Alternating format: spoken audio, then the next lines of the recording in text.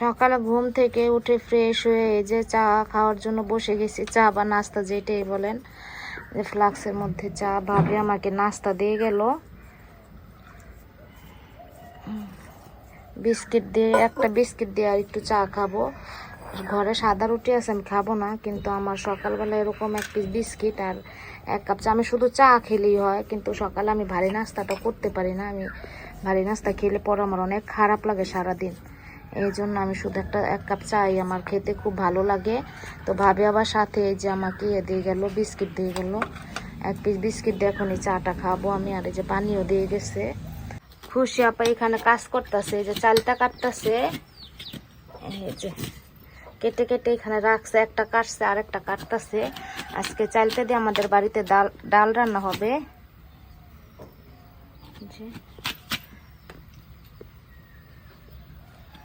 খুশি আপা কি অবস্থা আপনার?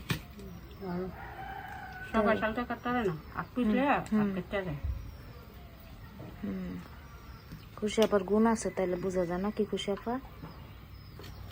এই পাশে যে কাঁচা কলা রাখছে, কাঁচা কলাও কাটবো খুশি আপা। কাঁচা কলা ইলিশ মাছ দেয়া কাঁচা কলা রান্না করবে, এই জন্য কাঁচা কলাও কাটবে। আর এই যে চালটা একটা কাইটে এখানে রাখছে, আর একটা যে কাটতেছে খুশি আপা। খুশি আপার চালটা কাটা হয়ে গেছে, এই যে এখন কাঁচা কলা কাটতেছে। কাঁচা কলার মধ্যে কিন্তু প্রচুর কষ থাকে, সিল্কা ভালো করে ফালাইয়েন, সবুজ সবুজ যে থাকে না। হ্যাঁ সবুজ থাকে না, কষ্টটা বেড়ে যাবে। তাই এই যে পানির মধ্যে ভিজায় রাখছে। খুশি আপা কি খাইছেন সকালে? চা খেলাম আর রুটি খেয়েছি। এমনি এমনি না, না এমনি না, এমনি রুটি খেয়েছি আর চা। চা রুটি খেয়েছে খুশি আপা, এখন কাজ করতেছে। পান খাইছেন কয়বার? হ্যাঁ এখন নির্দিষ্ট আছে। তাই আচ্ছা, আপনি কাটেন, কলা কাটেন, আমি ওই পাশে যা দেখি আজকে কি কি রান্না বান্না হবে আমাদের। এই যে আমাদের বাড়ির আজকে রান্না বান্নার আয়োজন। এখানে আছে ইলিশ মাছ, এখানে আছে ছোট মাছ নদীর, এখানে আছে এই যে আলু, এখানে আছে কলা। এই ইলিশ মাছ দিয়ে কলা দিয়ে রান্না করব, কাঁচা কলা দিয়ে। তারপরে এটা ছিল নদীর ছোট মাছ দিয়ে এই যে আলু দিয়ে একদম চড়চড়ি করবো। আলুটা একদম চিকন করে কেটে নিছে, আলু পেঁয়াজ সাথে এই যে কাঁচামরিচ আছে, এই যে কাঁচামরিচ আছে একসাথে কেটে ধুয়ে নিছে। এগুলা দিয়ে মাছ দিয়ে হাতে মাখায় বসাই দিব।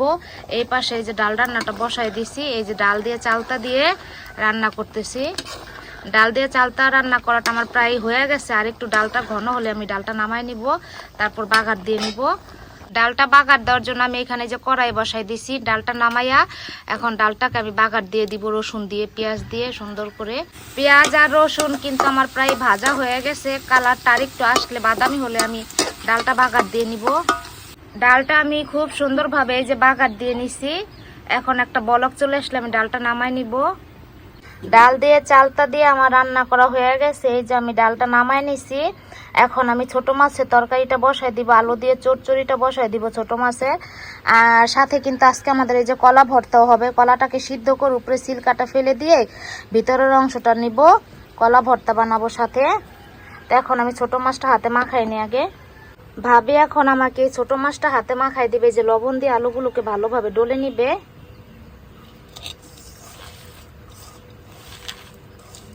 অনেক সুন্দরভাবে ডলতে হবে, মানে মরতে হবে, যাতে একদম মনে হয় যে সিদ্ধ হয়ে গেছে এরকমটা যাতে মনে হয়। তো ভালোভাবে এখন আগে ডলে নিবে কিছুক্ষণ সময়। ভাবির আলু পেঁয়াজ একসাথে ভালোভাবে মথে নেওয়া হয়ে গেছে, এই যে দেখেন। আর এখন ভাবি আদা রসুন দিয়ে দিবে সামান্য পরিমাণে, হ্যাঁ অল্প একটু, যেহেতু ছোট মাছ আদা রসুনের বেশি প্রয়োজন হবে না। তো আমি এখন এক এক করে সব মশলা দিয়ে দিব। এখানে এই যে কাঁচা জিরার গুঁড়া দিলাম, দিব মরিচের গুঁড়া, এখন দিব হলুদের গুঁড়া, এই যে আর দিব তেল। এখন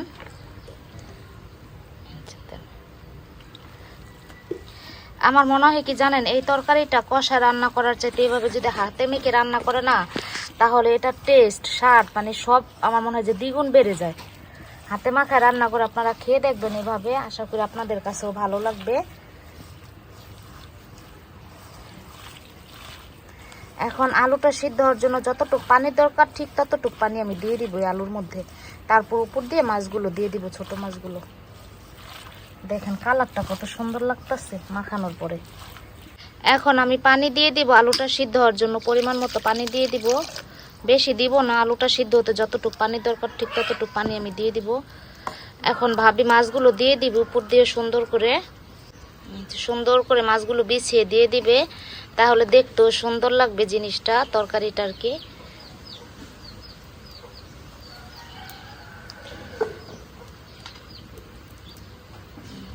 এখন আমি তরকারিটা চুলায় বসাই দিব। ছোট মাছের তরকারিটা আমি চুলায় বসাই দিছি, কারণ এই তরকারিটা হতে বেশিক্ষণ সময় লাগবে না, যেহেতু হাতে মাখায় বসাইছি। আর আলুটা অনেক চিকন করে কাটা হয়েছে, তো আলুটাও সিদ্ধ হতে সময় লাগবে না।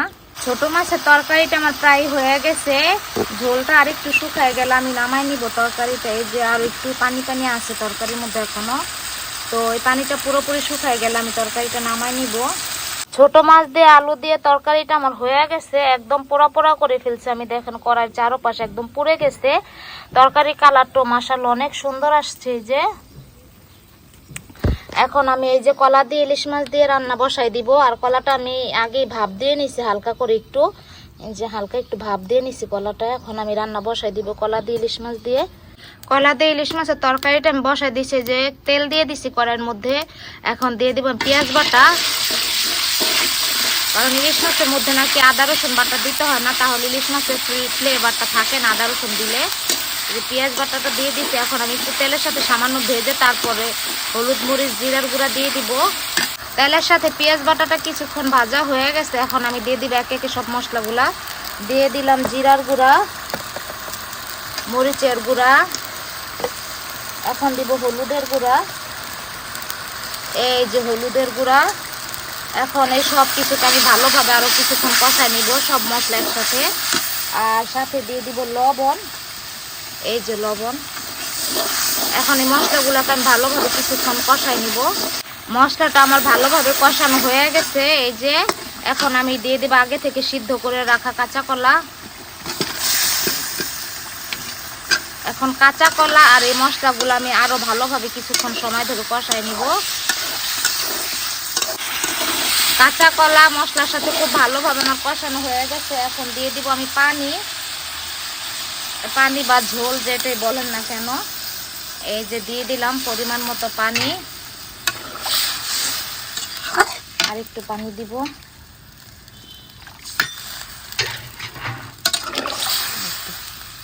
এখন এই পানিটা বলক আসলাম, ইলিশ মাছগুলো দিয়ে দিব এর মধ্যে। তরকারিটা আমার বলক চলে আসছে, এখন আমি দিয়ে দেব ইলিশ মাছগুলা। এই যে ইলিশ মাছগুলা এখন আমি দিয়ে দিব। সবগুলা মাছ আমি খুব সুন্দরভাবে দিয়ে দিছি। এই যে ঝোলটা আর একটু কমে গেলে আমি মাছটা নামাই নিব। ইলিশ মাছ আমি সবগুলা কলার মধ্যে দিই নেই, এখানে যে কিছু রেখে দিছি ভাজার জন্য, মাথা আর মাছ রেখে দিছি ভাজার জন্য। আর এই পাশে এই যে বড় বড় পিসগুলা দিয়ে দিছি তরকারির মধ্যে। ইলিশ মাছ দিয়ে কলার তরকারিটা আমার রান্না করা হয়ে গেছে, আমি নামাই নিছি। এই যে দেখেন কত সুন্দর হয়েছে, হালকা মশলার ইলিশ মাছ রান্না। এখন আমি ইলিশ মাছ ভাজাটা বসাই দিব, তারপর ইলিশ মাছ ভাজা হলে তারপর কলা সিদ্ধ বসাই দিব। ইলিশ মাছ ভাজার জন্য আমি প্যান বসাই দিছি, তেলও দিয়ে দিছি, তেলটা গরম হয়ে গেছে। এখন আমি যে মাছগুলো দিয়ে দিব,